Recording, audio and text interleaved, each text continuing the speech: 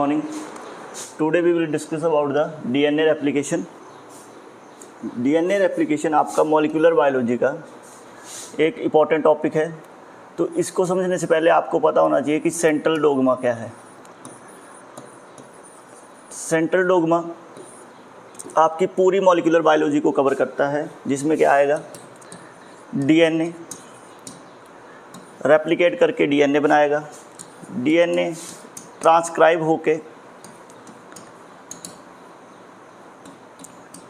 होके एक particular type का आरएनए मॉलिक्यूल बनाएगा, और ये particular RNA including mRNA translate होके आपका एक प्रोटीन फॉर्म करेगा। As you know, the protein formation is necessary because the DNA में जो जीन हैं वो आपके न्यूक्लियोटाइड की फॉर्म में है। तो डीएनए में जो जीन है वो एक्सप्रेस जो होगा वो आपका प्रोटीन की फॉर्म में एक्सप्रेस करेगा। इन्फॉर्मेशन जो ट्रांसफ़र होगी वो आपकी एमआरएनए के फॉर्म में ट्रांसफ़र होगी, देन एक्सप्रेस आपकी प्रोटीन की फॉर्म में होगी। ठीक है, this is the central dogma. कुछ पहले हमें सेंट्रल डोग्मा जो थी वो हमारी यूनिडायरेक्शनल थी, सिंगल एक ही डायरेक्शन में थी, लेकिन अब आप हमारी रिसेंट स्टडी से हमें पता चला है कि एक एंजाइम होता है रिवर्स ट्रांसक्रिप्टेज, जो आपके पर्टिकुलर आरएनए से डीएनए की फॉर्मेशन कर देता है। तो this central dogma is by directional also, by directional also. Central dogma अगर आपको क्लियर हो गया तो इसके बाद अगर हम बात करेंगे, सीधा टॉपिक पे आएंगे, DNA replication.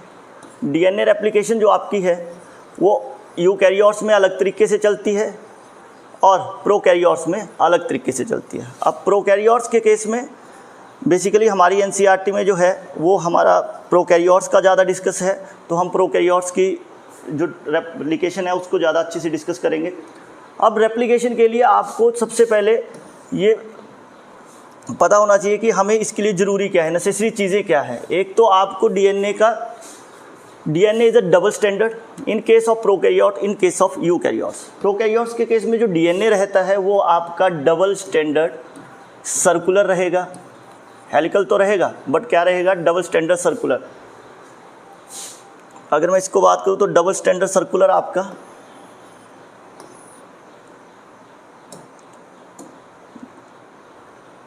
Double standard circular रहेगा, हेलिकल मैं फॉर्म नहीं कर पाऊँगा।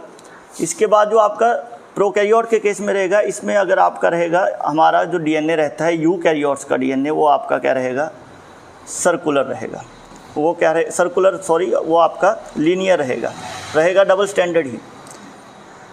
अब रेप्लिकेशन में क्या रहेगा, रेप्लिकेशन जब भी होगी ये आपके सेल साइकिल में आप पढ़ेंगे, जब एक सेल डिवाइड करता है सेकेंड सेल में, तो रेप्लिकेशन आपकी सेल साइकिल के एस फेज़ में होती है, एस फेज़ में होती है, जहाँ पे आपका क्या होगा, डीएनए क्या करेगा, डुप्लीकेट करेगा। अब डीएनए की डुप्लीकेशन क्यों ज़रूरी है, क्योंकि जब एक सेल से आपके दो सेल बनेंगे, मान लो this is the human somatic cell having 46 chromosome,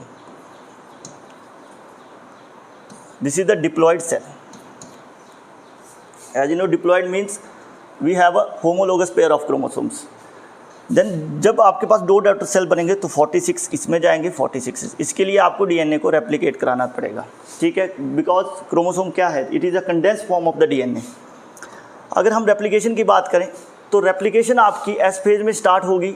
अब एस फेज में होने के बाद अब आपकी जो रेप्लिकेशन है, ये रेप्लिकेशन में क्या क्या, अब इसके लिए आपको वेरियस एंजाइम की ज़रूरत होती है, और it is a energetic process. Energetic बोलने का मतलब एटीपी की यहाँ पे सेल क्या करेगा, एटीपी की यहाँ पे यूज़ करेगा, और एटीपी यूज़ करने के बाद देन आगे प्रोसेस होगी। अब इसके लिए आपको रिक्वायरमेंट क्या है, सीधी सी अगर बात करें तो मशीनरी जो आपके पास रहेगी रेप्लिकेशन की, वो आपके पास क्या रहेगी, रेप्लिकेशन की जो मशीनरी रहेगी वो आपके पास मेनली पहला जो एंजाइम आपको चाहिए वो है हेलिकेज। वो क्या है, हेलिकेज है। दूसरा आपको चाहिए single standard binding protein, this is the single standard binding protein.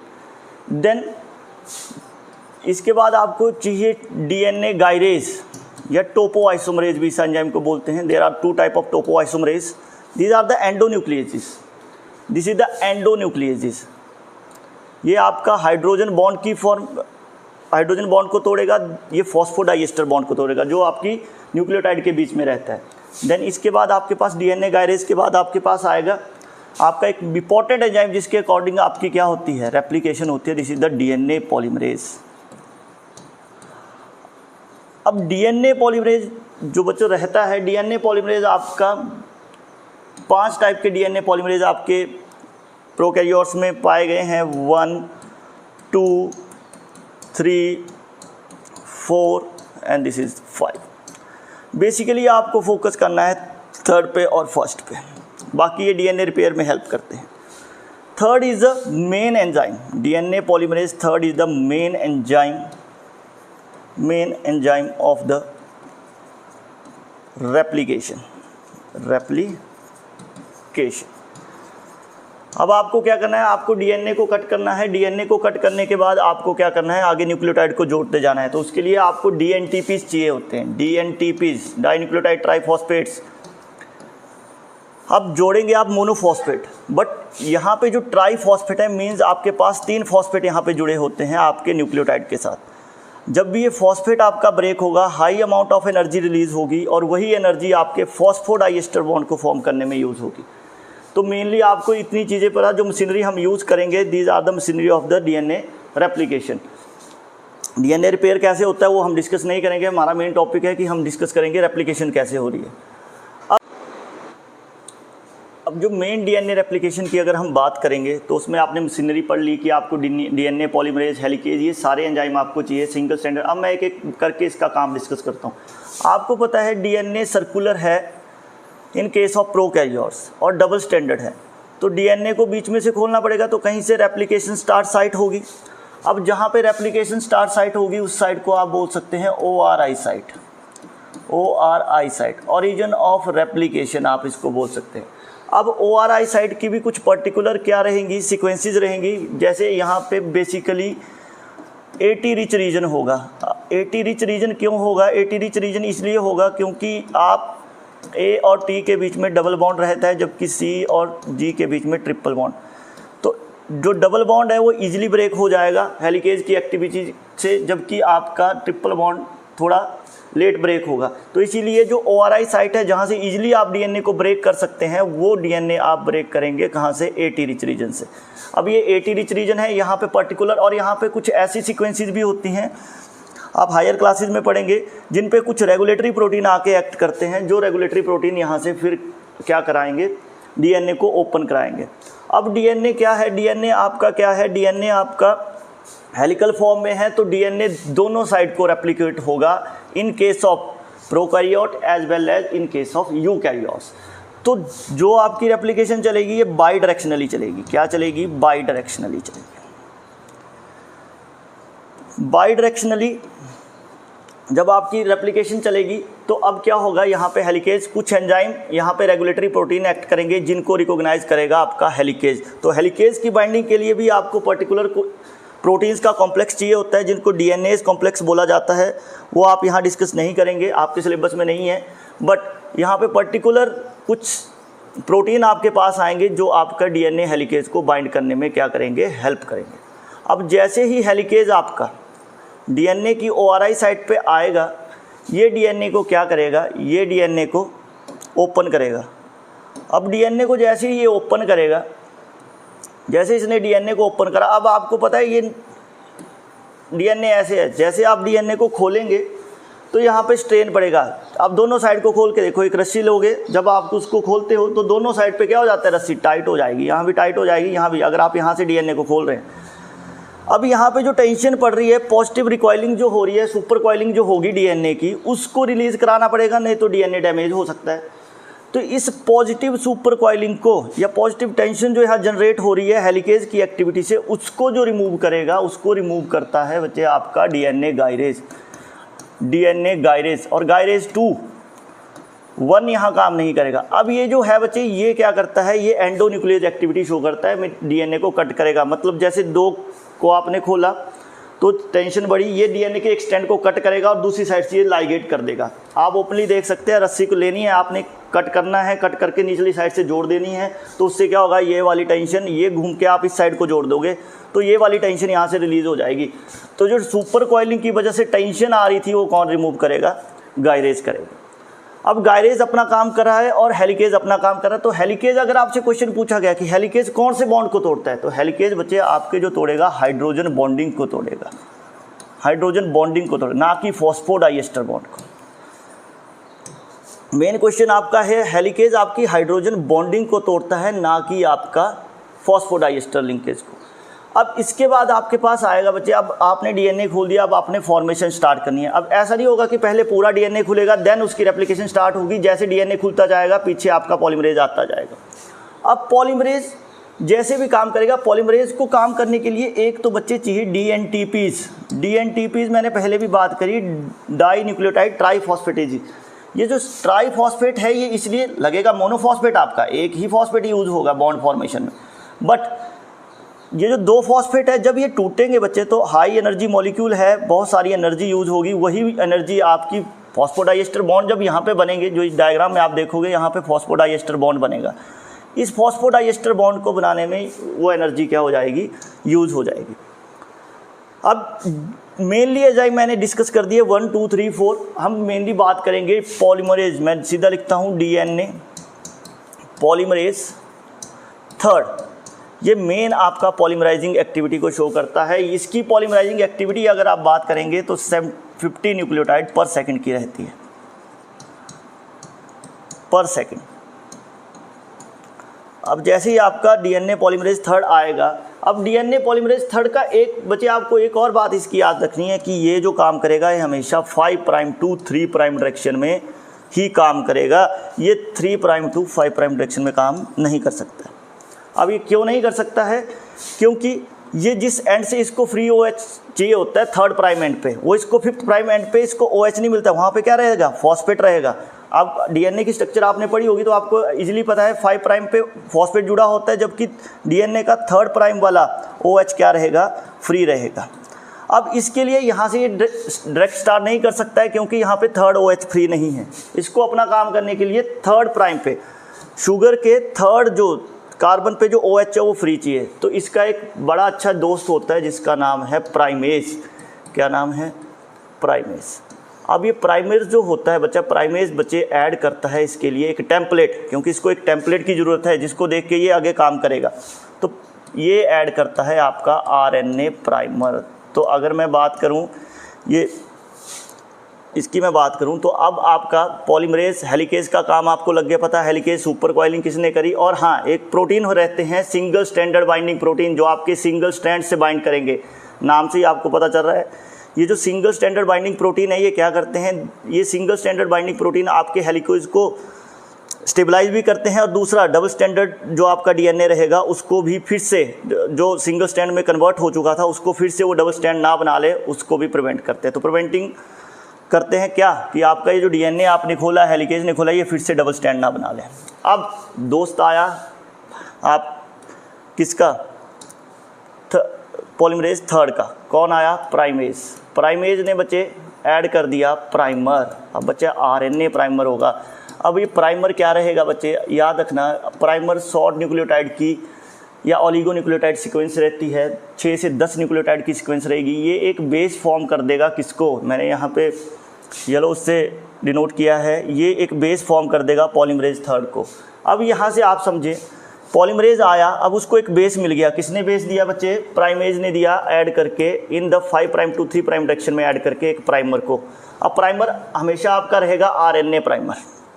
अब ये प्राइमर ऐड हो जाएगा और बच्चे ये कॉन्टिन्यूस सिंथेसिस कर देगा बच्चे किसकी, आगे डीएनए स्ट्रैंड की। तो एक स्ट्रैंड तो बच्चे आपका बन गया, बिल्कुल कॉन्टिन्यूस बनेगा, जिसको आप बोलेंगे लीडिंग स्ट्रैंड, जिसको आप बोलेंगे, क्योंकि इसमें कोई दिक्कत नहीं आई, डायरेक्शन आपको स्पेसिफिक मिल गई, जिस डायरेक्शन में इसने काम करना है आप काम करते चलेंगे।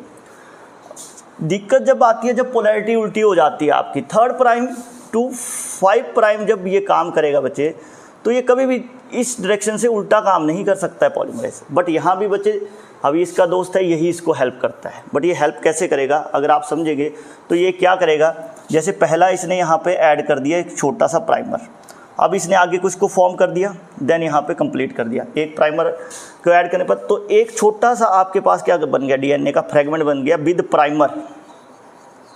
उसके बाद क्या करेगा, उसके थोड़े से डिस्टेंस पे जाके एक और प्राइमर ऐड कर देगा आपका, कौन, एक और प्राइमर ऐड कर देगा आपका ये जो प्राइमेज है, ये एक और प्राइमर ऐड कर देगा, और ये एक और प्राइमर ऐड करने के बाद पॉलीमरेज को आगे पर बीच में बच्चे गैप रह जाते हैं। अब ये गैप फिलिंग मैं बताऊंगा लास्ट में कैसे होती है।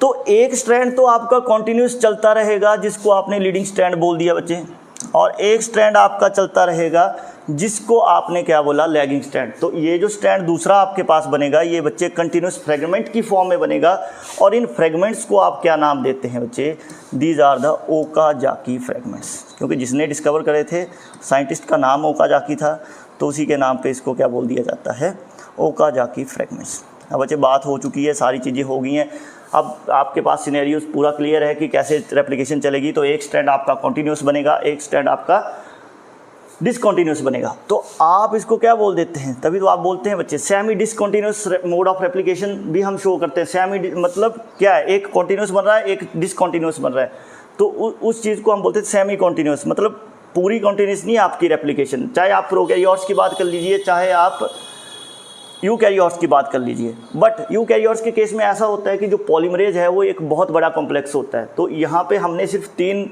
आपके पास क्या पड़े, और ये पॉलीमरेज थर्ड होता है, इसमें भी बहुत सारे यूनिट होते हैं। अगर हम बात करेंगे alpha beta, alpha dash, beta dash, ये सारे इसमें भी बहुत सारे क्या रहेंगे, यूनिट होते हैं जो अलग अलग काम करते हैं। अब इसके बाद ये सारी चीज़ें हुई। अब मेन बात जो आएगी बच्चे लास्ट में एक होता है, अब जब आपका पूरा डीएनए बन के फॉर्म हो गया है तो अब आपको क्या करना पड़ेगा, रिमूवल ऑफ प्राइमर करना पड़ेगा, क्योंकि डीएनए जब फॉर्म हो जाएगा तो डीएनए में आरएनए का क्या काम। तो बच्चे अब देखो, अब आपके पास मैंने शुरू में आपके पास कुछ एंजाइम डिस्कस करे थे। अब वो एंजाइम क्या थे, वो एंजाइम ये थे कि पॉलीमरेज 1, तो यहाँ पे रोल आता है बच्चे पॉलीमरेज, होता सभी पॉलीमरेज का रोल है, बट आपके सिलेबस में जितना है उतना हम डिस्कस करेंगे। तो अब पॉलीमरेज 1 आएगा बच्चे। अब पॉलीमरेज शो करता है एक एक्सोन्यूक्लियस एक्टिविटी, और जो एक्टिविटी वो शो होगा वो क्या होगी बच्चे, 5 prime to 3 prime exonuclease activity. अब ये किस डायरेक्शन में आपने रिमूव करने हैं, प्राइमर की डायरेक्शन क्या है, 5 प्राइम टू 3 प्राइम। यहाँ भी अगर मैं लिख दूँ तो 3 प्राइम है ना, आगे ये 5 प्राइम आप मान लो, तो 5 प्राइम से 3 प्राइम डायरेक्शन में रिमूव करेगा प्राइमर को। तो पॉलीमरेज 1 में अगर लिखूँ, पॉलीमरेज 1 अगर मैं लिखूँ तो it remove the primer from 5 prime to 3 prime direction, exonuclease activity करेगा, मतलब रिमूवल ऑफ एक्सोन्यूक्लियस, मतलब जब डीएनए एंड पर से कट करना हो, ठीक है, रिमूवल ऑफ प्राइमर। अब बच्चे अब वहाँ पे क्या बन गया, गैप बन गया। अब बच्चे याद रखना, इस गैप की फिलिंग कौन करेगा, इस गैप की फिलिंग आपका करेगा फिर से पॉलीमरेज 3। बट लास्ट में जब ये ओकाजाकी फ्रेगमेंट्स आपने जोड़ने हैं, ये रिमूव कराने के बाद जब आपने ओकाजाकी फ्रेगमेंट जोड़ने हैं ना बच्चे, तो जब ये आप जोड़ोगे इसको, तो आपके बीच में लास्ट जो फॉस्फोडाइएस्टर बॉन्ड बनेगा वो बनाता है आपका लाइगेज। आपने ये क्लियर रखना है। गैप फिलिंग फिर से पॉलीमरेज 3 करेगा। अब कैसे करेगा ये मैं आपको बता देता हूँ। मान लो दिस इज द ये एक था, ये this is the primer 5 prime to 3 prime direction, और ये दूसरे का था दिस। अब इन दोनों सेगमेंट को आपने जोड़ना है, this is the 5 prime to 3। अब ये प्राइमर है, ये रिमूव कराना है। तो पहले बच्चे आपका 1 आएगा, ये क्या करेगा, ये इस प्राइमर को रिमूव करा दिया 5 प्राइम टू 3। अब गैप बना। अब गैप जैसे बना बच्चे, अब गैप जैसे बनेगा तो अब यहाँ से अभी 5 प्राइम टू 3 प्राइम, इसको 3 प्राइम OH चाहिए ना, मैंने पहले बोला था कि 3 प्राइम OH फ्री चाहिए, किसको, आपके पॉलीमरेज 3 को। ये यहाँ से बनाता चलेगा बच्चे आगे को डीएनए।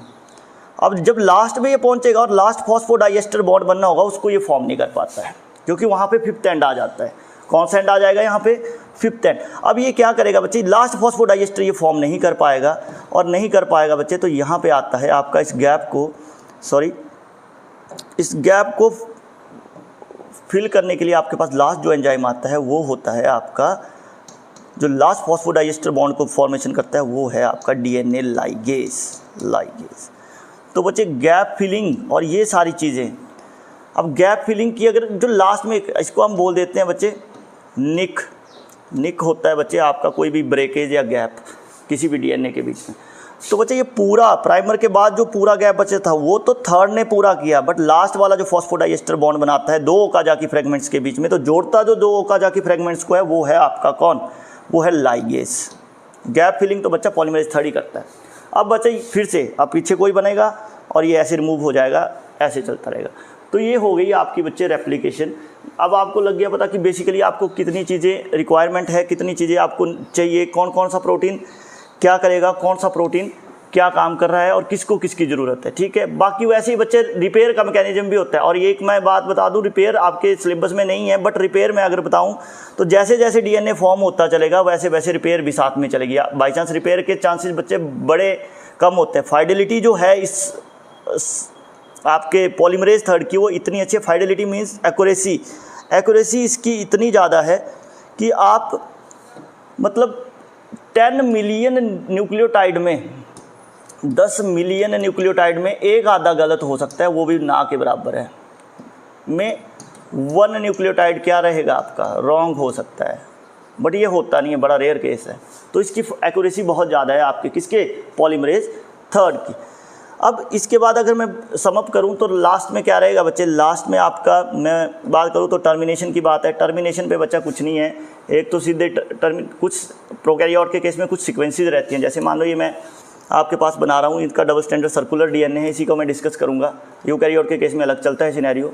तो ये जैसे हम यहाँ पहुँच गए, अब यहाँ से रेप्लिकेशन स्टार्ट हुई थी, दोनों डायरेक्शन में चली थी। जैसे यहाँ पे पहुँचे तो बच्चा यहाँ पे कुछ सीक्वेंसेस होती है, वो इस साइड की रेप्लिकेशन बंद करा देगी और ये इस साइड। अब सीक्वेंसेस बोलने का मतलब है इनके पर्टिकुलर प्रोटीन यहाँ पे एक्ट करेंगे, ये वाला प्रोटीन इधर की बंद करा देगा, इस रेप्लिकेशन फॉर्क को अलग करा देगा और ये इसको, और दोनों क्या हो जाएंगे फिर अलग सेपरेट हो जाएंगे।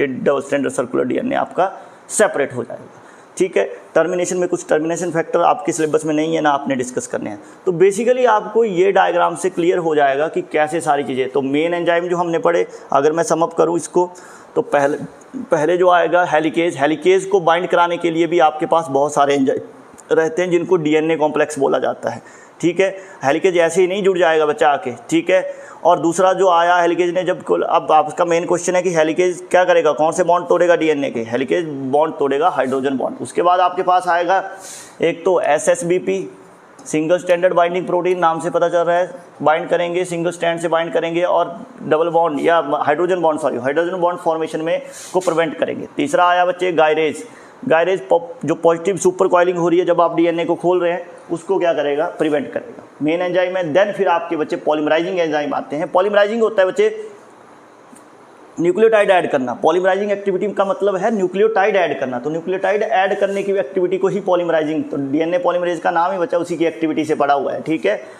तो उसको क्या चाहिए, एक तो मैंने बोला डीएनटीपीज चाहिए, आरएनए प्राइमर चाहिए और क्या चाहिए, एक लाइगेज चाहिए, ठीक है बच्चे। और मेरी खुद का यूनिट रहता है पॉलीमरेज का 1 2 3 4 5 जो आप डिनोट करते हैं, ठीक है। तो ये सारी चीज़ें हैं। बट यूकैरियोट के केस में मैं बता दूं, थोड़ा बहुत मैं डिस्कस करूंगा, डिफरेंस बच्चे कहीं नहीं आता है। बट वहाँ पे जो पॉलीमरेज है वो लार्ज सब यूनिट है, वहाँ पे सिग्मा, डेल्टा डैश, ये आपके सिलेबस में नहीं है। ये सारी बहुत सारे सब यूनिट होते हैं, अलग अलग सब यूनिट का अलग अलग काम होता है। और यहाँ पे जो जैसे रिमूवल ऑफ प्राइमर मैंने आपको समझाया, वहाँ पे थोड़ा अलग रहता है। वहाँ पे देखो क्या होगा प्रोकैरियोट के केस में, यूकैरियोट के केस में। अब आपने ज़्यादा नहीं सोचना है ना, आपके सिलेबस में है, बट मैं अगर आपको बता दूँ तो कैसे रहेगा। जैसे मान लो ये एक सेगमेंट बन गया, आगे आपका प्राइमर था, ये कैसे होगा, जैसे यहाँ से ये बनाता चलेगा, ये इसके आगे भी बनाता चलेगा। अब देखो जब आप किसी चीज़ के, जैसे ये चीज़ है, आप किसी चीज़ के जाओगे, ये चीज़ ऊपर उठेगी, तो दिस फ्लैप, ये क्या होगा, ये वाला प्राइमर वाला फ्लैप ऐसे उठ जाएगा ऊपर को और ये नीचे इधर जा जाएगा। अब ये फ्लैप ऐसे ऊपर उठ गया, अब इस फ्लैप को आप कट कर दो। अब कट करने के लिए आप फ्लैप को कैसे कट करोगे, कोई एंडोन्यूक्लियस होगा बीच में से ही, तो उसको बोल दिया जाता है फ्लैप एंडोन्यूक्लियस, बस। तो रिमूवल ऑफ प्राइमर का सिनेरियो अलग है, उधर मैंने अलग समझाया आपको, इधर रिमूवल ऑफ प्राइमर का सिनेरियो अलग है। तो उसको आप क्या बोल देंगे, फ्लैप को रिमूव करा रहा है तो फ्लैप एंडोन्यूक्लियस, बस बात। ना सिलेबस में आएगा, बट कभी आपसे पूछा जाए देन आप ये बता सकते हैं कि this is the removal of primer in case of eukaryotes. और टर्मिनेशन की भी अगर बात करें बच्चा, तो टर्मिनेशन में भी यहाँ पे टेलोमरेज टर्मिनेशन होती है, ठीक है। क्योंकि आपको पता है ना टीलोमरेज कराता है टर्मिनेशन। क्यों कराएगा, नहीं है सिलेबस में, बट कभी पढ़ना होगा तो मैं पढ़ा दूंगा, वैसे नहीं है सिलेबस में। टीलोमरेज एक्टिविटी कैसे रहेगी, क्योंकि शॉर्टनिंग ऑफ क्रोमोसोम होती है आपकी टीलोमरेज से, ये रोकता है उसको शॉर्टनिंग ऑफ, क्योंकि धीरे धीरे सेल, अब सेल की एक पर्टिकुलर लाइफ स्पैन रहता है बच्चे, सेल एक पर्टिकुलर लिमिट तक डिवाइड करेगा, उसके बाद वो क्या करेगा, डिवाइड नहीं करता। डिवाइड क्यों नहीं करेगा, धीरे धीरे उसके क्रोमोसोम शॉर्ट होते जाएंगे, क्रोमोसोम शॉर्ट होते जाएंगे। शॉर्टनिंग ऑफ क्रोमोसोम कौन कराता है बच्चे, इस एंजाइम की एक्टिविटी जब कम हो जाती है बच्चे किसमें, डीएनए में, तो क्रोमोसोम की शॉर्टनिंग होने लगती है। तो सबसे बेस्ट केस है बच्चे, ये कैंसर से प्रिवेंट करता है। आपको इसकी एक्टिविटी को आपको शट डाउन करना होता है। अगर इसकी एक्टिविटी शट डाउन होगी तभी सेल आपका क्या होगा, डेथ होगी उसकी, नहीं तो बच्चा कंटिन्यूसली डिवाइड करता रहेगा तो ये सेल क्या बन जाएगा। अगर इसकी एक्टिविटी आप हमेशा क्या रखोगे, बढ़ा के रखोगे टीलोमरेज की, तो ये क्या रहेगा, ये बच्चे कैंसरस सेल की फॉर्मेशन हो सकती है। तो कैंसरस सेल में आप एक पढ़ोगे जब कैंसर, तो उसमें पता है आपको कि टीलोमरेज की एक्टिविटी बहुत ज़्यादा रहती है कैंसरस सेल में। This is all about the DNA replication. Thank you.